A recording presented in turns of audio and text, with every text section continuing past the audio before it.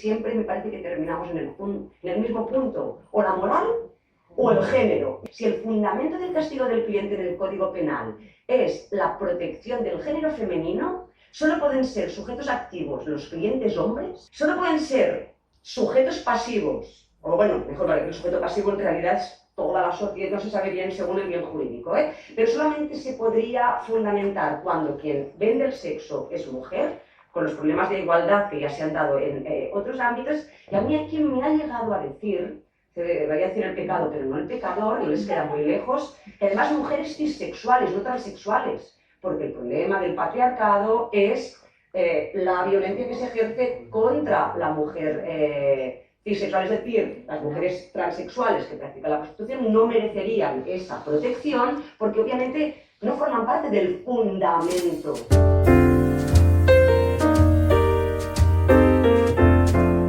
Estás escuchando Escort, una historia oral de la prostitución en España.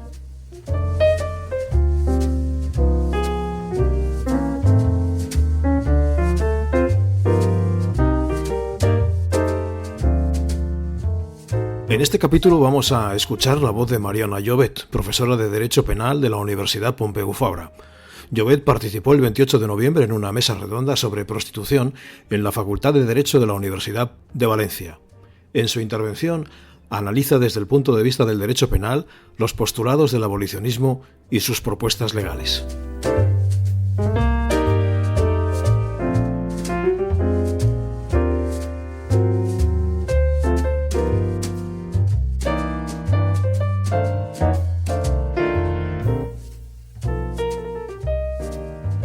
Buenas tardes. En primer lugar, muchas gracias por brindar este espacio de discusión y por el entusiasmo. Han sido las organizadoras dos personas muy entusiastas desde el primer momento y la verdad es que esto hace que siempre me guste mucho hablar, discutir, debatir sobre este tema, pero además con una organización que estaba tan ilusionado, ¿verdad?, por celebrar este acto, pues es especialmente un honor estar aquí con ustedes y obviamente al público por su asistencia.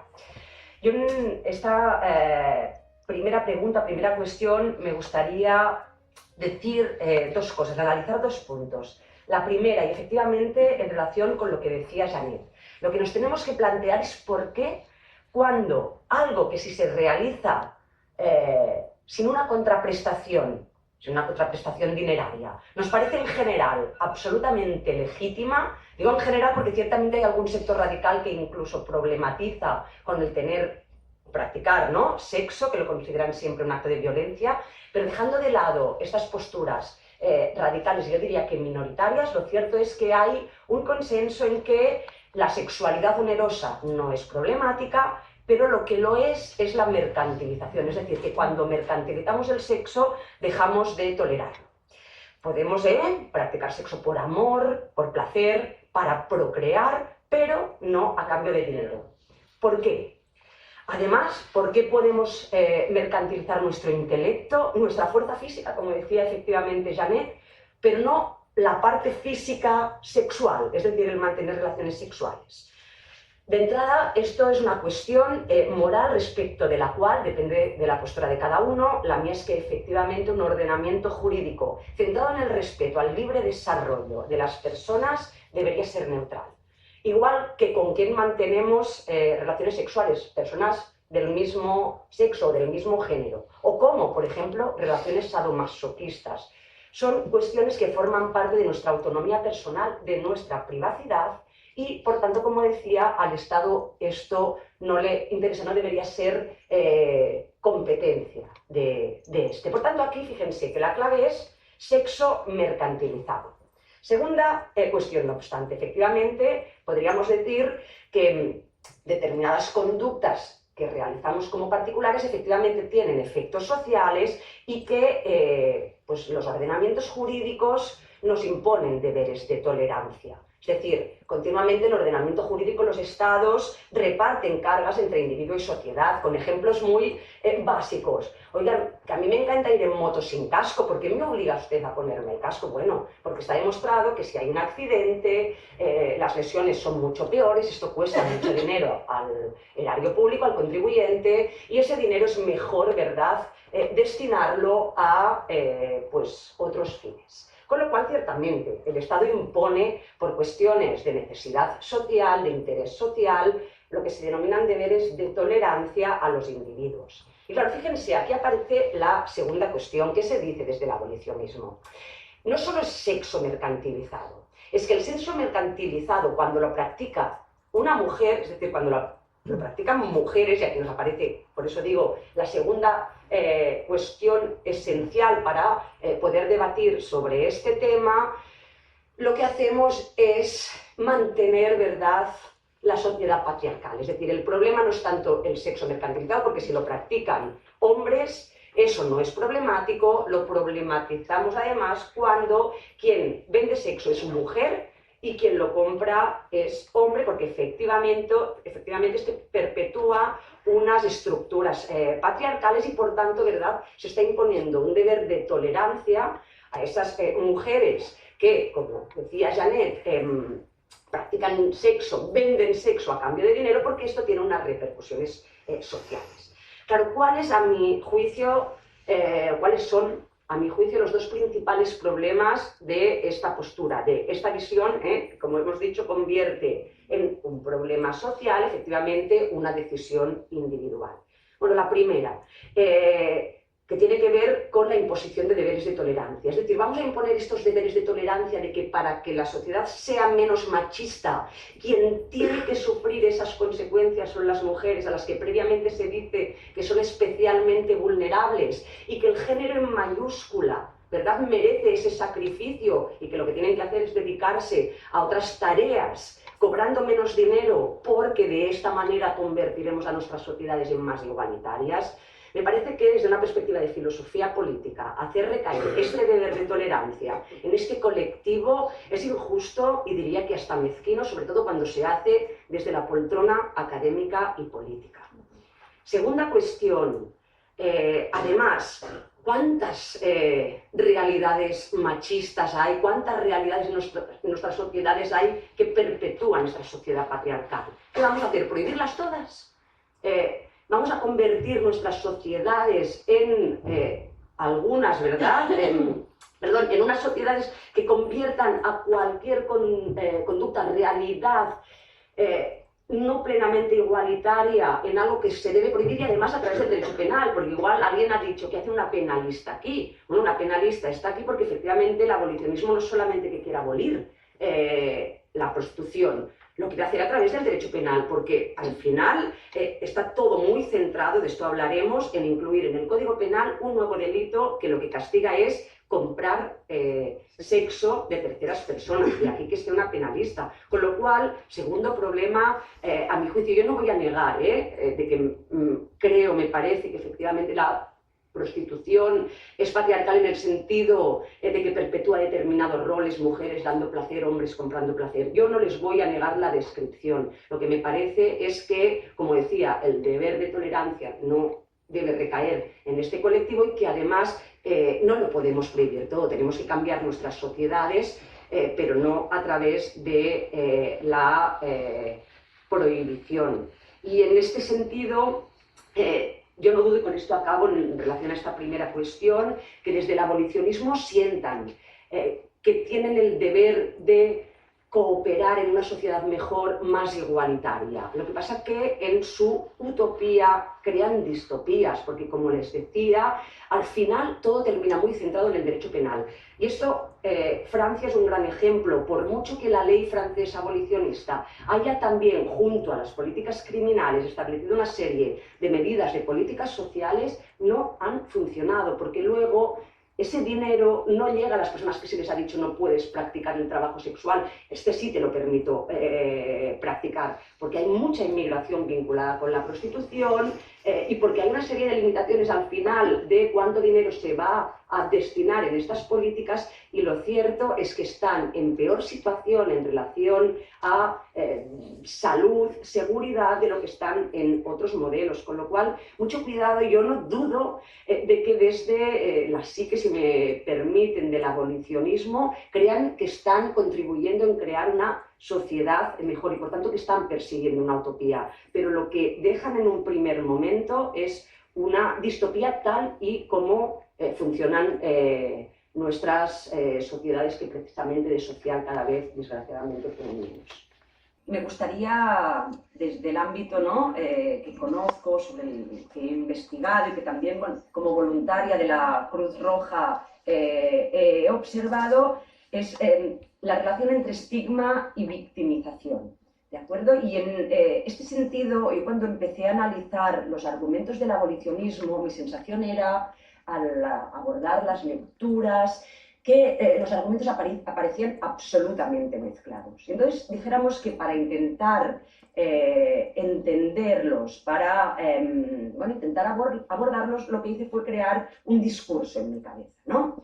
Un discurso entre abolicionismo y postura pro derechos, para entender la naturaleza de los argumentos y los contraargumentos que, por tanto, se tenían que ofrecer. Y claro, efectivamente, el abolicionismo empieza con una primera premisa, es la base de sus postulados, que rezaría: la prostitución no es voluntaria.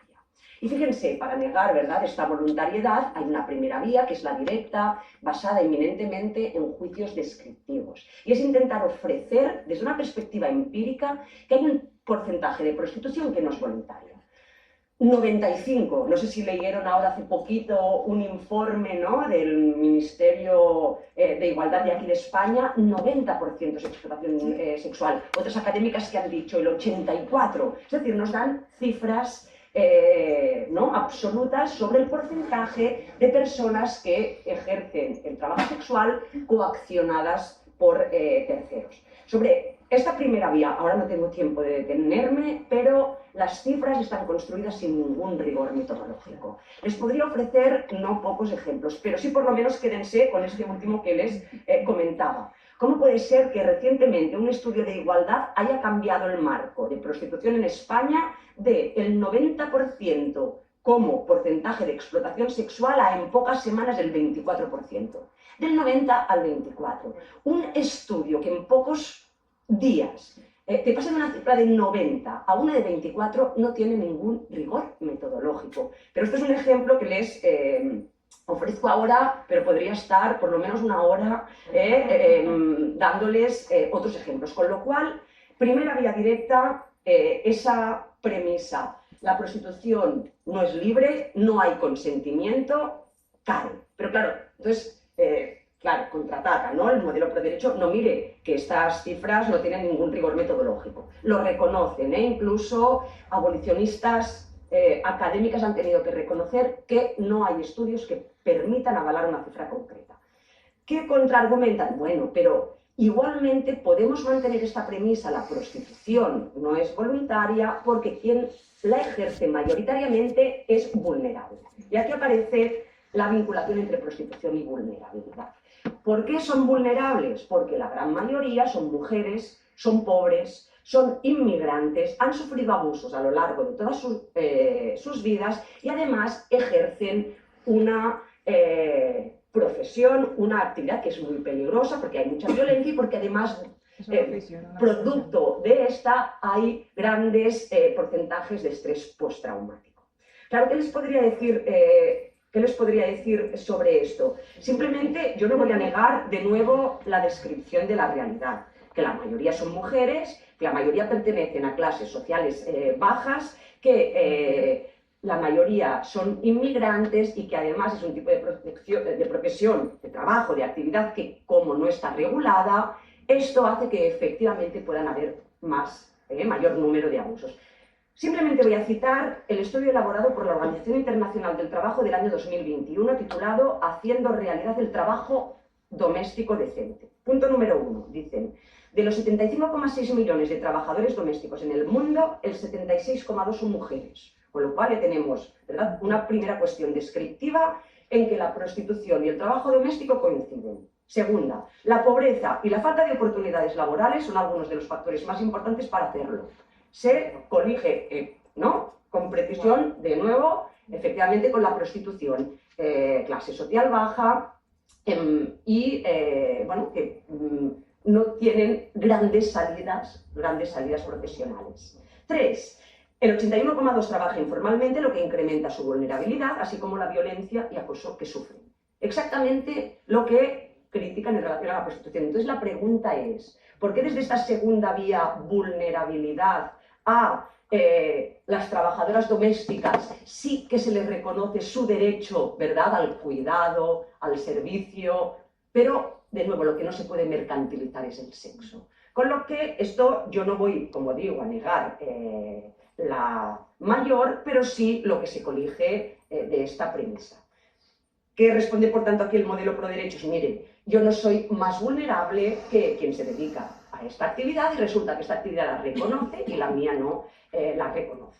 Además, también alegan que muchas veces precisamente la salida que tienen es precisamente el trabajo doméstico, pero lo que dicen es, mire, prefiero tener una actividad, realizar una profesión peor vista pero mejor pagada. Peor vista pero mejor pagada, porque esto forma parte de la autonomía individual de cada persona. Que vuelve en ese diálogo que les decía a contraargumentar el abolicionismo. Vale, de acuerdo. No te puedo ofrecer cifras, por tanto, admito que no estás obligada. De acuerdo, venga, no eres vulnerable, pero aquí sacan la tercera vía, que es lo que se denomina la versión patriarcal de la independencia. ¿Y cómo fundamentan este argumento? Lo que dicen es, ¿quién en su sano juicio realizaría un trabajo tan asqueroso que implica el sexo? Lo llaman incluso la política del ag, haciendo referencia a esta expresión de asco. Y además, ¿quién en su sano juicio que tuviera otra salida realizaría un trabajo tan peligroso y que te deja tantas secuelas? De aquí, ¿verdad?, que de alguna manera se diga, si tú en realidad dices que lo estás haciendo voluntariamente es porque estás lobotizada por el patriarcado. No sabes lo que dices, con lo cual, fíjense, es la tercera vía para negar la inexistencia de consentimiento, y sea a través de vía directa, indirecta o desde esta construcción, desde esta versión patriarcal de la independencia, pues la premisa, no hay consentimiento en el sentido de que o no lo hay o está viciado, pero al final no hay consentimiento. Fíjense que es una premisa que prevalece, que se vuelve a contraargumentar desde posturas pro derechos. Mire, que yo ni coaccionada, ni vulnerable, ni lobotizada. Por favor, deje de infantilizarme y de decirme que en realidad no sé lo que hago o que no tengo autonomía, no tengo agencia, porque simplemente usted considera que el sexo tiene unas connotaciones que yo no las vivo de este modo, con lo cual, falso procedimiento empático, usted no lo haría, pero no se ponga en mi lugar desde su situación de privilegio y además con sus preferencias. Claro, entonces te cambian la premisa. Ya no es la prostitución no es consentida, no hay voluntad, es la prostitución no es disponible. Pero fíjense que aquí ya no tiene que ver con que aceptemos, reconozcamos que hay consentimiento o no. Lo que decimos es, muy bien, tú consientes, pero por determinadas razones individuales o colectivas yo no te puedo reconocer la libre disposición de la sexualidad. Como de hecho pasa con la vida, ¿verdad? En el Código Penal, como bien sabrán, hace poco, ley de eutanasia sí que permite en estos contextos no castigar al partícipe, pero no hay una plena disposición de la vida, ¿verdad? Porque el hecho de que un tercero colabore con nuestro suicidio, pues es constitutivo de un delito penal. ¿Y cuál es el fundamento? Pues que efectivamente hay bienes jurídicos que no son plenamente disponibles, aunque son nuestros, no son plenamente disponibles porque hay otros intereses, como les decía, que limitan esta plena disposición. Pero fíjense, esto ya no tiene nada que ver con si hay o no hay consentimiento. Tiene que ver con que yo no te voy a reconocer que ese interés, ese derecho sea plenamente disponible. ¿Y por qué dicen que no es plenamente disponible? Con esto acabo. Luego podemos seguir hablando sobre esto, pues porque lo que les decía al principio. Porque por un lado atenta contra la propia dignidad y por el otro lado porque atenta contra la dignidad entendida como constructo colectivo. Implica, ¿verdad?, perpetuar esas estructuras a las que he hecho referencia y por tanto no se puede disponer de, pues al final, este bien que de entrada diríamos, dado que nos pertenece, pues podemos hacer con él lo que queramos. Pero lo que me interesa es que no nos mezclen los argumentos. Uno se mueve en el ámbito, en el nivel de negar el consentimiento, el otro no se mueve en el nivel de negación del consentimiento. Lo que se niega es la libre disposición de ese interés por razones que pueden ser bien la dignidad individual, bien intereses colectivos, evidentemente la dignidad femenina, el género en mayúsculas. Con lo cual, por lo menos ya, bueno, estamos, aquí yo les digo, estuve meses que me iba haciendo un poquito el diálogo para por lo menos saber en qué nivel estamos discutiendo y cuáles son las dos premisas, argumentos y contraargumentos para poder debatir. Si alguien quiere comentar algo. Sí. Muchas gracias. Dos cuestiones breves. Una sí que me gustaría añadir a lo que estaba diciendo Janet. Fíjense cómo esta autora, Elizabeth Anderson, que ha escrito un libro, ya tiene unos años, desde el 93, que se titula Value in Ethics and Economics. Fíjense cómo concibe la sexualidad, que yo no digo que no tenga que ser así, lo que digo es que esto no debería imponerse, sobre todo no debería imponerse como base para sustentar políticas públicas y en especial criminales. Me parece que es algo que si lo oímos, ahora paso a leerlo, son 3 líneas, en una boda, pues seguramente todos aquel día diremos qué hermoso, pero no como fundamento de políticas públicas. Es que fíjense, Elizabeth Anderson.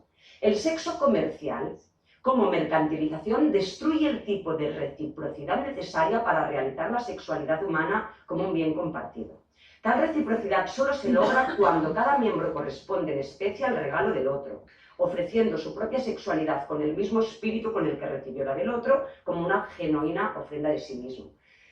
Yo no digo que esto podamos estar de acuerdo, ¿no?, que cada uno lo practique como quiera, pero que esto se tenga que imponer y que cada vez efectivamente que se intenta explicar, además desde la primera persona, que no viven la sexualidad de este modo, lo único que se les diga es o que son vulnerables o que están alienadas. Me parece que esto sí que es un tema que debemos revisar y que es que tiene el sexo, ¿verdad?, que cuando se trata de cualquier, como decía en la primera parte del primer turno de intervención, otro tipo de actividad no nos genera problemas, no hay fricciones, pero que en el momento, ¿verdad?, que se trata de la sexualidad lo vemos todo de un modo diferente. Y seguramente es porque en el imaginario colectivo nos han enseñado que el sexo es algo que solamente podemos aceptarnos si es puro, no cuando, pues, por lo que sea, tiene otras connotaciones.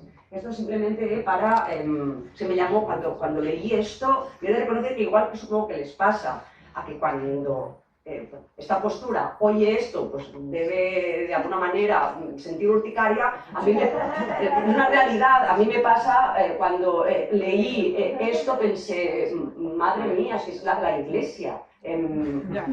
Bueno, esto por un lado, viendo por el otro a cuestiones jurídicas y vinculadas con el anteproyecto de ley. Claro, a mí lo que me llama la atención es, yo obviamente no estoy en disposición de abordar el concepto de libertad desde una perspectiva filosófica, vamos, excede de mis capacidades, de mi formación, como seguramente pocos conceptos. Simplemente una cuestión del concepto de libertad jurídico y del concepto jurídico penal de libertad.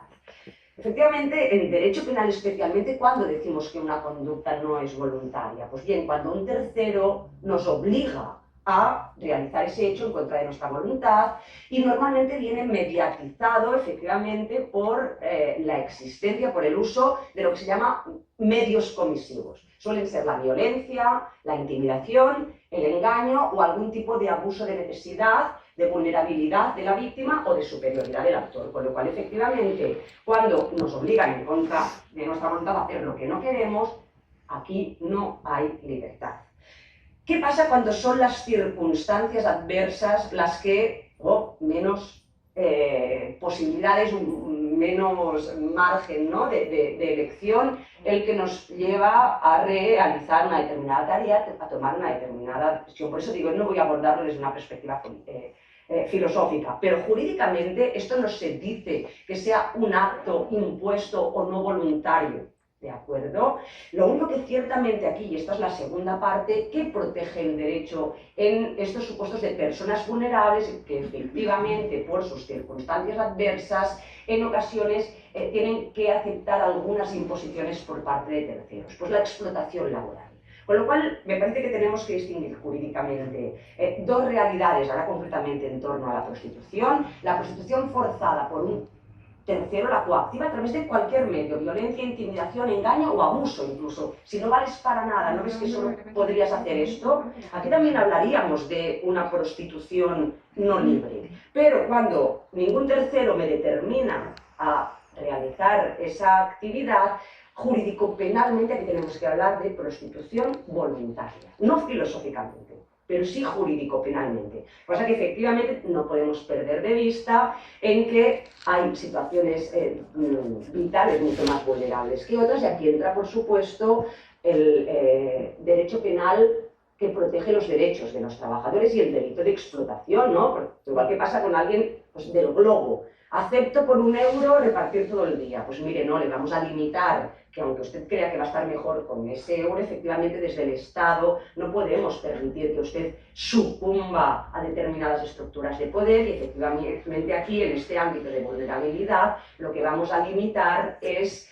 lo que entrega con su fuerza física, y no vale todo, igual que tampoco vale vender, ¿verdad?, un riñón por 20.000 euros porque a mí me saca de la pobreza. Lo que les decía, efectivamente, en estos contextos luego hay que limitar desde esta perspectiva el libre ejercicio de la libertad. Pero me parece muy importante de entrada, y en el ámbito de la prostitución, jurídico-penalmente, no decimos que en otros ámbitos, cuando son las circunstancias adversas las que me han llevado a picar en una mina o a trabajar como Kelly por 4 euros, que eso sea trabajo forzado. Es que estaría proscrito por cualquier convenio de derechos humanos, y eso no lo decimos. Por tanto, lo único que efectivamente quiero, pues, aquí poner de relieve es esta doble vara de medir en relación al concepto de voluntad, según si lo que se acepta llevar a cabo es sexo a cambio de dinero o cualquier otra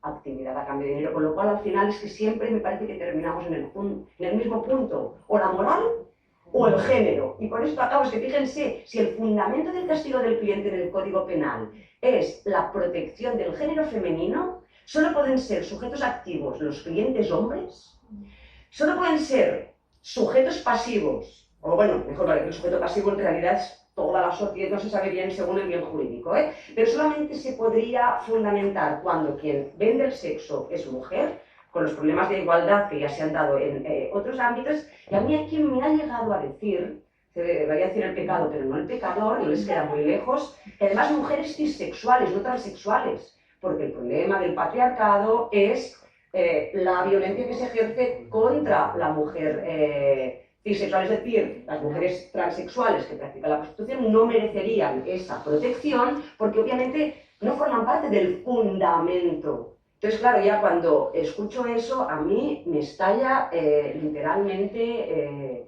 en la cabeza cuando, de nuevo, aquí como voluntaria de la Cruz Roja, me parece que el colectivo más vulnerable es el de las mujeres trabajadoras sexuales transexuales. Si tenemos que hacer por encima de las cisexuales, vais a dejar fuera de la protección a las transexuales porque no son verdaderas mujeres. Me parece que al final, por eso les decía, no estoy diciendo que el modelo legalización sea la panacea, que tenga muchos problemas, pero es que el abolicionismo al final, dijéramos que es en todos los puntos a los que llega al final las consecuencias, por muchos motivos filosóficos, políticos, jurídicos, me parecen al menos menos insostenibles que los otros. No digo que los otros no tengan también problemas, no podemos tener la razón absoluta, es imposible, pero sí que me parece que tienen problemas de toda índole, especialmente jurídicos, no sostenibles.